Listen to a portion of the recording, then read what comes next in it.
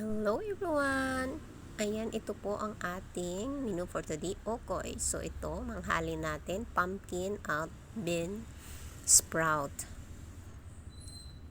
And then, ang ating mixture nito is 1 cup of flour and a half cup of cornstarch. Imi-mixture natin. Hinihiwalay ko lang sila pag mix. So ayan, ilagyan natin ng salt, pepper, and baking powder. Yan, i-mix lang natin dito sila with 2 eggs. And then, lagyan rin po ng konting water para lang ma-mix lang ng maayos ang ating flour. Yes. Kailangan ma-mix lang siya. So, hindi naman need ng sobrang daming tubig, no? Kailangan lang maganda ang pagka-ano ng flour yan. After nyan, ilalagay na natin ang ating maliliit na hipon. I-mix na natin, then ilalagay na rin natin ang ating minix na mga flour.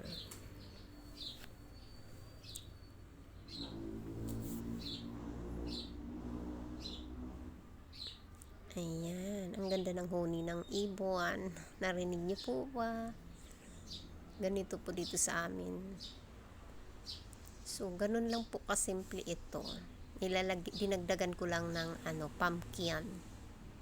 Yan, hindi lang bean sprouts, kundi may pumpkin din. Ang extender din yun. So,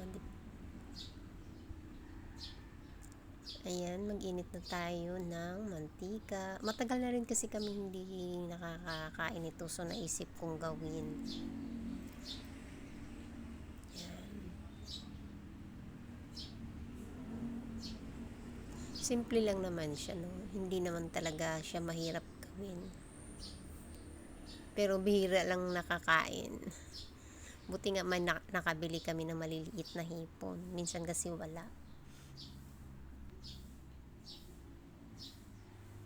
Hintayin lang naman natin siya mag golden brown. Then tapos na po yan. Pag nag golden brown na, kasi lumulutang naman siya eh. Okay na yun. Ito na yun. Kung gusto nyo ng mga crispy, pwedeng tagalan nyo eh. Kasi minsan masarap din yung crispy, diba? Yun lang po. Ayan, salamat sa panonood. Bye!